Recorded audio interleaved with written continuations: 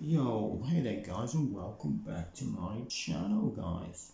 And in today's video guys, I'm going to be talking to you about Putin, Vladimir Putin and Russia and the Ukrainian-Russia war and the Zionists.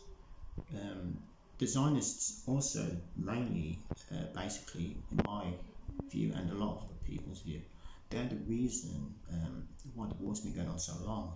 Because the Zionists are like the people who control the world, okay? Now they will control the film, they control music, they control like the banks, the Rothschilds, they're also Zionists, they control that as well. And they basically want them to be the New World Order. And Russia is the country that is stopping New World Order.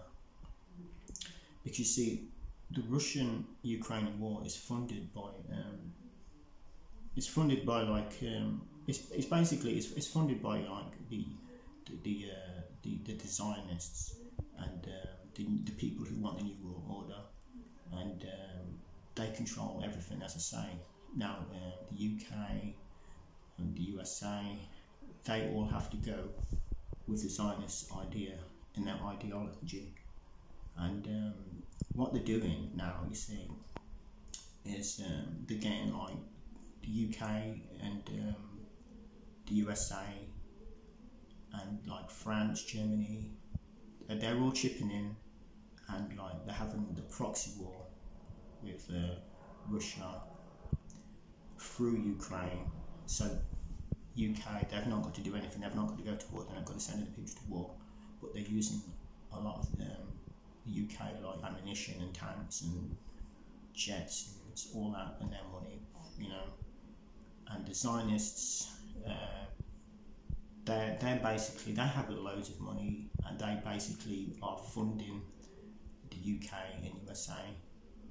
They're just giving them the UK and USA. It's coming out of the USA and UK's money, don't get me wrong, but they're the ones who have control. You see, they actually have control. You think the president of the USA has control? He doesn't. You know, it's someone higher than him. It's even higher than the people who run his team. It's higher than the people who are in government. It's the Zionists. Now, who are the Zionists, I hear you ask? Well, they're the people who basically want they want to control the world. And as I say before, they control speech. Like it's anything you want to do. Yeah, if you've got a music contract, you can't get out of it. You can't fight them. You know, if once you sign the contract, that's it. And they can control what you put out. They can control what music you do. They can say to you, oh, you can't say this in some music. We want you to do this type of music, you know, like we'll say for rappers example, they'll encourage rappers now to like talk about like stuff that is not political, just like party stuff, like women, perks, you know, and by perks I mean like drugs, like Percocets, you know, Xan, you know, pills, weed, all things that will just distract the human mind, yeah, from what's really going on in the world. And it puts them off, it just keeps them in their one world, their one little small bubble of a world, and it stops them from thinking bigger. It stops them from thinking of how we're going to get like a proper government in, you know, how we going to better the world. They just want people just to live a simple life and just worry about small little things, small little matters, and to struggle as well.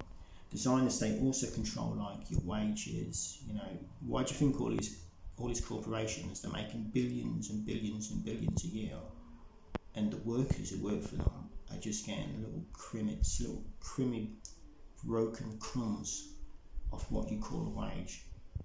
Do you think like somewhere like, for example,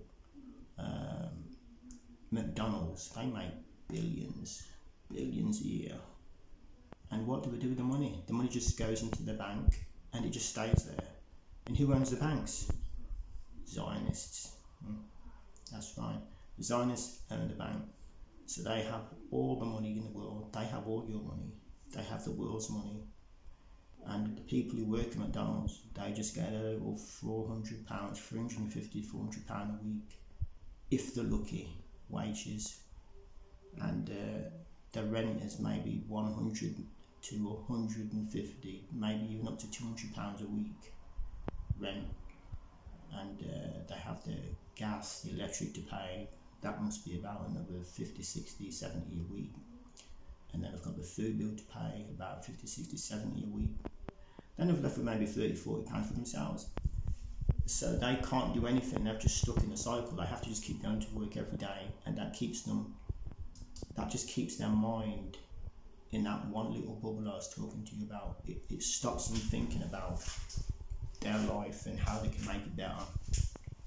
It stops them from progressing the career and trying to get a better job and like become something of themselves. Because these companies could pay people a lot more money, you know. They're only making them billions because then people are working for them. So these people are worth a lot more to them than they're cotton on, you know. You think, oh, a McDonald's worker, people always make jokes at McDonald's, oh, what are you going to do now? You're going to flip burgers. But like when you buy that burger, you love it. When you're hungry, you love that Big Mac. I love a Big Mac now and then, you know. And they get no respect. It's like people who like just say, oh, they're going to McDonald's, yeah, I'll have a cheeseburger, Big Mac or whatever, chicken nuggets. And a lot of people never even say thanks when they get the meal off them. And I feel sorry for McDonald's workers, I really do. Because they're actually doing something, you know, that's providing like happiness to people, because people love McDonald's. But it's bigger than that, obviously, because like, why are they not being rewarded like better? Why are you only getting like £400, £350 a week, you know? It's crazy. Like, they're, just because they're just making burgers and that, doesn't mean they should be getting a lot of money. That's their time out of their life we're talking about here, you know? Time is precious, man. Just to dedicate 8 hours of your day to another corporation and make them billions a year, you know, that is precious time. You could be doing that for yourselves. That is like wasting your life away. And not for the people who are doing it for like, they've been doing it for like 10, 15, 20 years, yeah, some people there.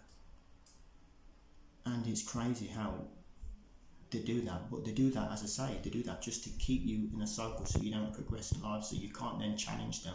You can't challenge the Zionists. If you're stuck £350, £400 a week job, you're just trying to keep a roof over your head and keep food on the table.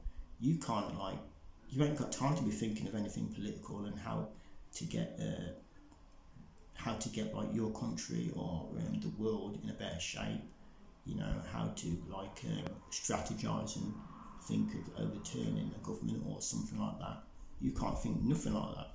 You're just stuck in your one little world, and that's where the Zionists want you. And with the Russia war now, Russia's the only country, Russia and China is the only country that's stopping a new world order in the Zionists. And I've got to be honest, guys, I've got to be 100% with this. I can't lie. I just will not lie, guys.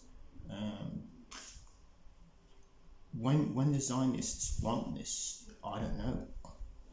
I don't particularly know why they want to control the world. I don't know why.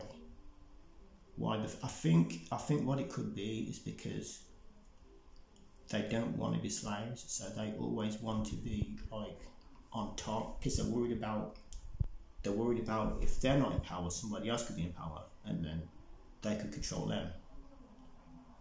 Because once you've got billions and trillions, you're just worried about yourself, I guess. But I think they're paranoid. No one wants that. And as I say, Russia and China are the only countries that are stopping New World Order, because if Russia was to basically take over and get the whole Ukraine back, yeah,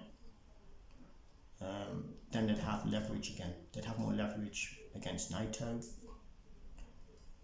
NATO would have to be more willing to compromise with Russia, because they'd have Ukraine back, and they'd have more space. NATO have got like all their weaponry, and they've got like basically they've up right on Russia's border, and they've got like all their tanks there. They've got everything. They're actually in the country now, because Ukraine, although they're not with NATO on paper, they're not with NATO on paper, they are pretty much NATO, so they don't have to. And Russia have always said, like, you know, if you don't stop with the attacks on our country, then we'll have to defend ourselves. And you know what that means? That means World War III. That means nuclear weapons is a strong possibility. So it's NATO have an invested interest in Ukraine, in using them as a pawn and a way to war with Russia without warring with Russia, war by proxy. And it stops. It also basically the main thing it does there is it allows. It basically allows the Zionists to continue and try to get that new world order they want, of controlling the world, controlling the planet, and basically I think what they want to do, in my opinion, the Zionists want to get rid of people on the earth who they don't believe in, who aren't the same religion as them. They want to obliterate them from the earth. I mean, I was watching quite a few things online. I've been reading up on this. I've been doing my research, extensive research, and that's the only logical reason why they're so willing, why NATO even exists. It's the only reason why NATO exists, because before, back in the 60s and the 50s, NATO it existed because there was always the threat of Russia, and with their nuclear weapons, that's all Russia would talk about. So we're gonna use. We've got the red button. We can control you. In the 80s, I heard it was like Russia would always say that we can. If you try to come to us, we can just press the red button, so that people, you know, NATO had to exist then, because Russia was very defensive. But the reason Russia was very defensive was because the Mongolians captured Russia. I think it was in the 1300s or something, or 1400s or 1500s, something like that, or 1600s, something like that. It's around that circa area. And ever since then, Russia said in like all their documents, this will never happen again, which is why they've always been like military war-minded. But like in the 90s, you know, they had good spells with President Gorbachev, and like Russia and USA were actually had a bit of good partnership, and they started to like work things out. But like that all changed in the 2000s when the New World Order really kicked in, and it kicked in mainly on money. You started seeing like emblems on money. You started seeing triangles on like money, on cash money. You started seeing the eyes on money, you know, and that's when the New World Order sort of like that. That's when I reckon they thought, yeah, we need to control the world. The New World Order people, the Zionist people, we need to control the world. That's when it started happening with music. You know, rappers started getting controlled. They was being told what to rap about. These Zionist companies as well, they would appear in rappers' musics. Rappers would have to rap about like certain things. They'd rap about like the cars, designer clothes, the drinks, all the Zionist traps basically. So yeah, guys, that's the conclusion that I've come to. I've known it for a while, to be honest, but it only hit me a few days ago. I thought, wait a minute, all this is adding up. This is all adding up. You know, China and Russia and China. You know, they're the only thing that can sort of stop a Zionist war from happening. If China and Russia wasn't there yet, then the Zionists could just take over the world. They'd have the power to control the whole world. But because they've got one big opposing power still there in Russia and China, they can't control the world right now. If it wasn't for Russia and China, mainly Russia, in fact, if Russia didn't exist, you know, then the Zionists, they could just take the whole world. But because Russia always have that threat of a nuclear deterrent to stop you from trying to control their country, thus the whole world, the Zionists can't continue to control the whole world. The Zionists would control every single man walking. They tell him what to do. They tell him, you know, you would know, you'd just be completely trapped in your job. Even though people are trapped in a job already, it'd be a different type of trap where, like, if you didn't comply with them, then you couldn't do anything. You couldn't vote. You couldn't. They'd stop your money, you know, your wages. Even if you did work, they'd like take you off like a sort of how would you put it? They'd take you off the system. They'd wipe you off the grid. You know, and things would be controlled through. You wouldn't no longer have money. You'd have like a sort of. It would everything, all your bills, all like payments of anything you want to buy, it would all have to go through like a computer, through credit. There would be no cash flow, there'd be no currency, there'd be no like cash at all, and the Zionists could like block you out that way. So you'd be totally controlled. So Russia is the only thing stopping a Zionist war. Anyway, guys, like and subscribe. Russia and yeah, as I say, they're stopping. I make one more point I've got to say, yeah, is that like the Zionist world I'm talking about is a world, it's a new world order, yeah, and the Zionists would like basically have you in a new world order, and you couldn't do anything at all. You know, you couldn't go on holidays, you couldn't vote. You wouldn't be able to eat or drink because they'd rule out currency. Everything would have to go through the Zionist banks in chips. You'd have like a chip on you. But Russia's the only thing that's stopping that. So I think Russia being here is actually a good thing. It stops a Zionist new world order. Anyway, guys, like, comment, subscribe, and I'll do a few more videos. I've not done it. I did a video when was it? A few days ago actually. So if you haven't seen that one, it's a quick vlog. It's not too bad. I'm going to do some more videos like this, and it was in doing. I'm going to go into Birmingham next month, and I'm going to be buying a few bits and bobs. And I said I wouldn't buy no designer stuff, but I had a bit of money come through, so I thought, yeah, I might cop a few designer pieces on sale before the sale ends in summer. Anyway, guys, like and subscribe, and I'll see you in my next video. Peace.